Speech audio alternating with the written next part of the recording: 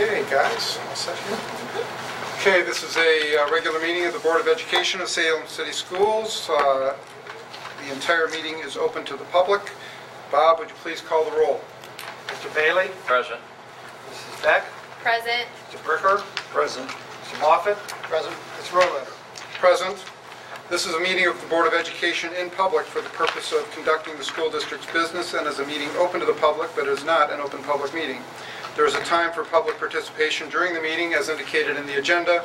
Please fill out a yellow card if you wish to speak. A limit of 3 minutes per person to speak shall be allowed.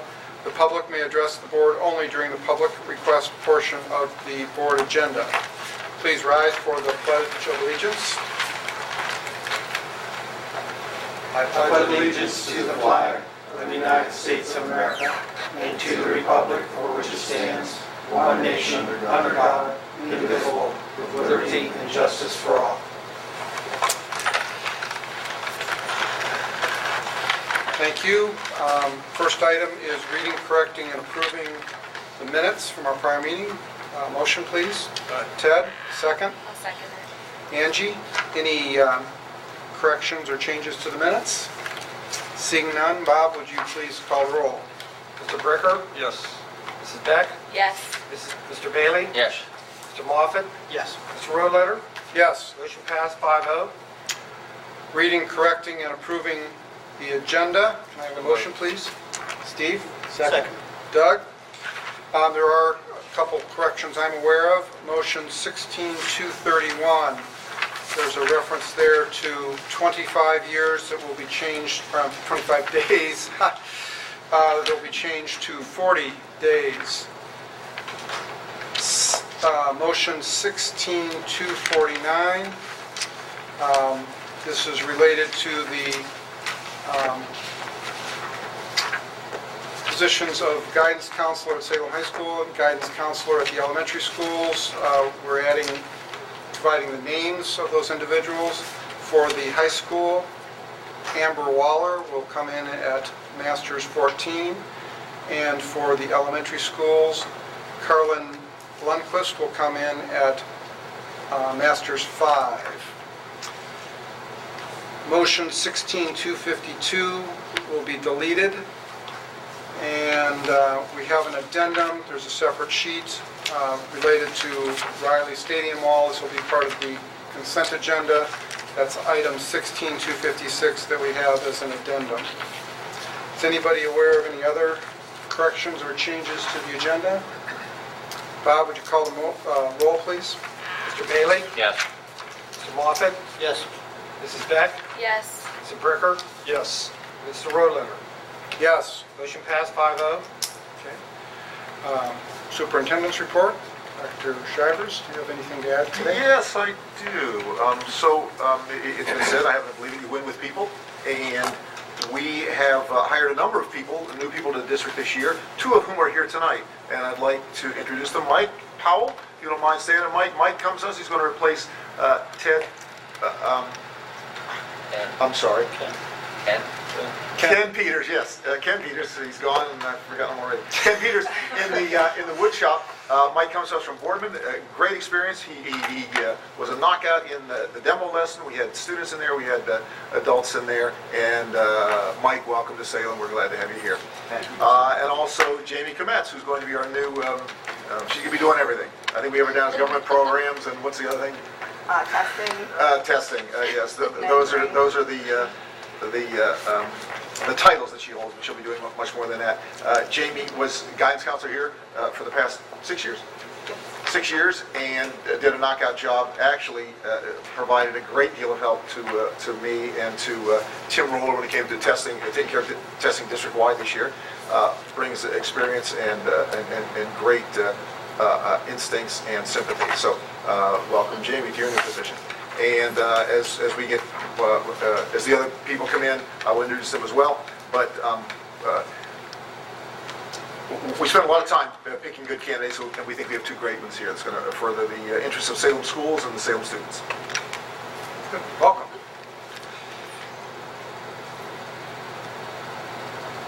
Hearing public requests, I saw none. Joe, do you want to introduce Christy for her presentation? Christy, our presenter this month is Christy Erb. She's our Director of Special Education. And this is kind of hard luck spot when you're planning out the year about who gets the June meeting. And Christy was gracious enough to accept that. And even though it's a warm night and it's late in the year, she's going to have a knockout presentation here. So thanks, Christy. It'll be great. Christy, let's get close to the microphone because we think that's the only one that's working. Oh, okay. I just kind of want to give you a year wrap-up type of synopsis of our programs. Usually I share some test information at this point, but the state hasn't released any yet, so I don't have any to share with you. But we averaged about our normal 350 special education students, give or take. It just depends when they exit, when they add. And we currently have 15 districts, Salem teachers, which is the same that we've had. We are also continuing to house 6 ESC units. This is a reduction for the next school year of 2 units. We're getting rid of one at Buckeye and one at the junior high school. So that'll allow us to have more space, especially at Buckeye, for Salem teachers. Another change that we made this year is that we started billing for specialized transportation to the Medicaid to Schools program in January. So our future reimbursements, we should see an increase in Medicaid funding there. We don't really know exactly what that's going to look like yet, but it will be an increase of money back to the district for those services. So another good news thing is in early May, we've been waiting for House Bill 89 to pass, and it passed the House at least in early May, which will allow us, if it's in the Senate Education Committee right now, if it passes, it'll allow us to start billing for delegated nursing services and personal care, which should give us some reimbursement for our aides. That's billing the state, Christy? Yes. Okay. But it took a long time to pass the House, so they said they expect quick action, but we'll see. Our other program, our English language learner program, we ended the year with 94 students, which was an increase of 30 just from the beginning of this year. So that continues to grow. We are continuing to seek different professional development opportunities. Buckeye's going to continue to use the Great Seat program next year, and they'll be moving up to the next step. But one of the teachers is going to stay at the newcomer step for all of our incoming kindergartners and students that come throughout the year. But we are also training 3 teachers at Riley in the fall, so that they can continue that program over there, and they will also get newcomer training for the new students that they get there. And then Jamie and I are looking into some additional professional development opportunities with the Stark County Consortium. They have other similar districts to us that have the same type of English language learner population, like in Massillon, Canton, New Philadelphia, and Dover. So we've been invited to participate in some professional development with them, so we're looking into that. And so, we would use Title money. Title 4, is it? 3. 3, I'm sorry. 3, right? Okay. 3 and 2A. 3 and 2A to fund that. Okay. So, Wonderful. Thank you. going out, unless you guys have questions. No? Thank you, Christy. Thank you. Yes. Next item is financial report and report on bills. Let's have a motion to approve financials. Angie, second? Second. That? Turn it over to Bob. Bob, you have our regular report, and then you have an additional report on Yes. peer comparisons. We'll turn it over to you. Okay, for the month of May, Salem received $636,348 from the state in our foundation. We received in our property tax reimbursement from the state $1,039,644. In expenditures, in employee costs was $1,072,126, which comprised of $720,019 for salary and $352,107 for fringe benefits. Open enrollment in had an income of $54,728.70. Open enrollment out was $173,629.18 for a net loss of $118,900. Cyber community school deduction was $27,754 for the month. The district road checks numbers 88,168 to 88,385 dated May 1st to May 31st, 2016, totaling $1,787,075.76. I also have a presentation of the board have asked me to do is a comparison on peer schools. And let me get that up here.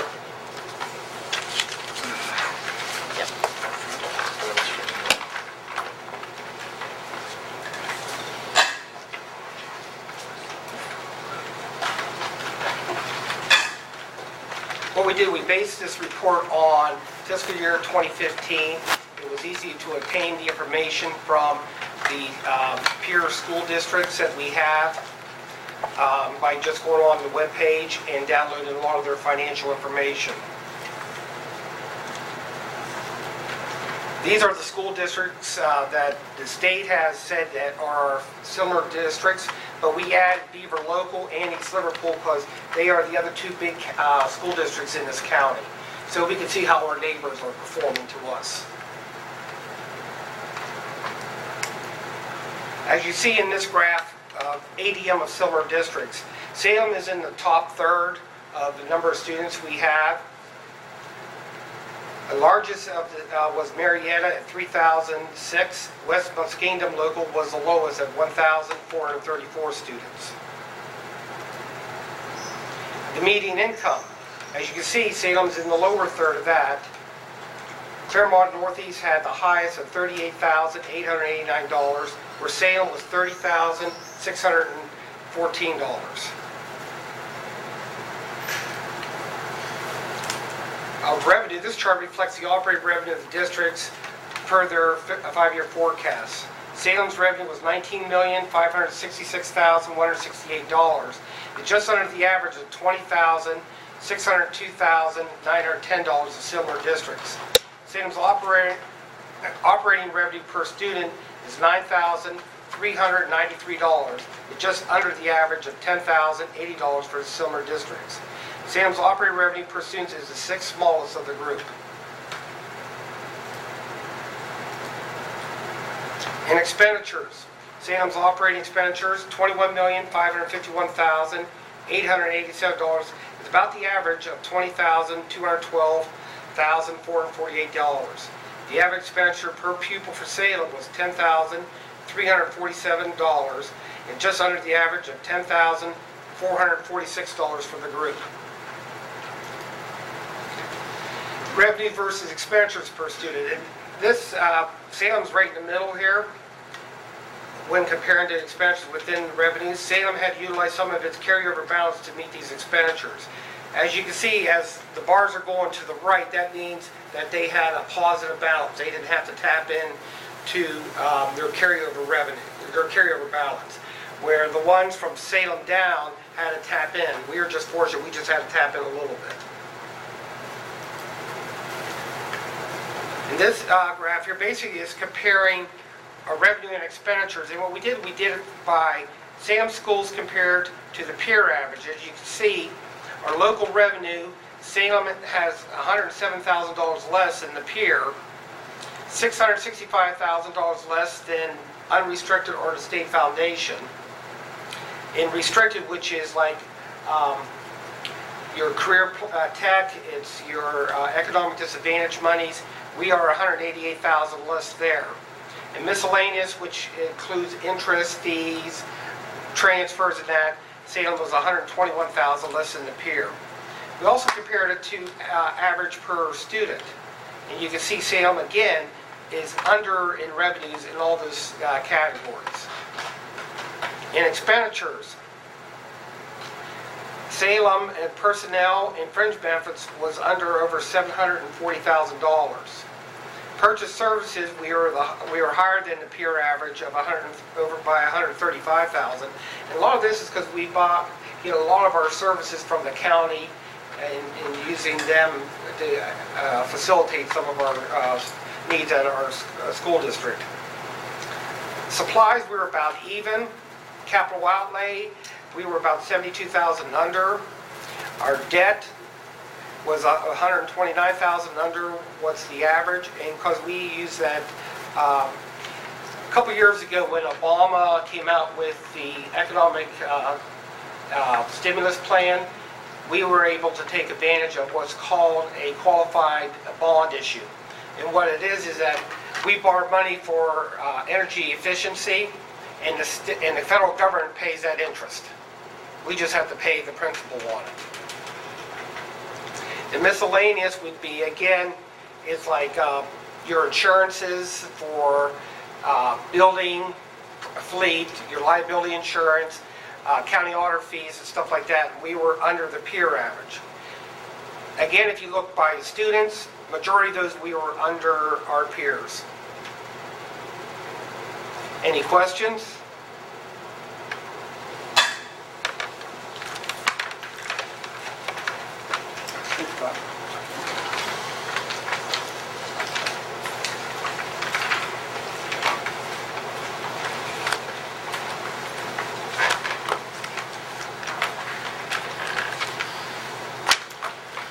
Board had asked Bob to take a look at that, just to give ourselves some comfort about how do we compare to similar sized districts around the state. I think we were pleased to see that, given the economic realities of our community, that the monies are being managed very well in the district, that we're living basically within our budget, very close to it, and we noticed there is a wide range in the peer-sized districts in terms of revenue coming in, but also expenditures going out, and Salem stacks up very well, as you saw on those charts. So we appreciate your effort, Bob, in pulling that together for us.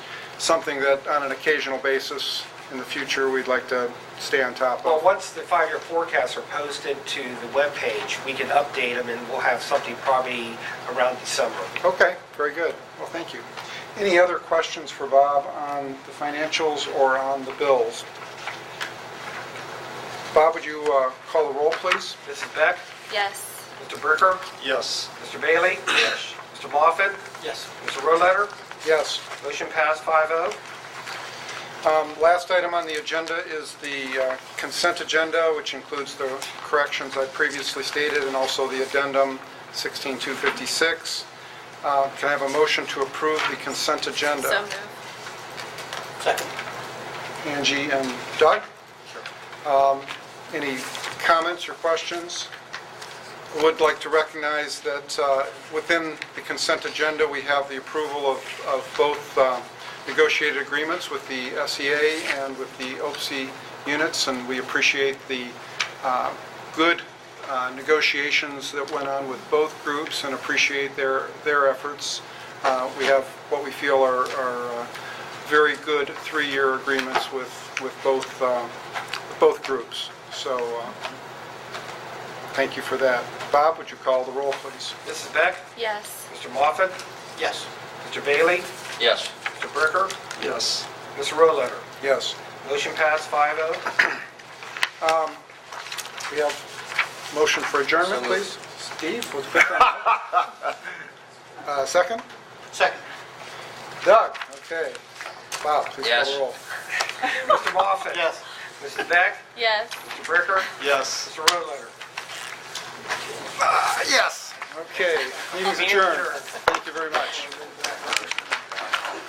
Bob.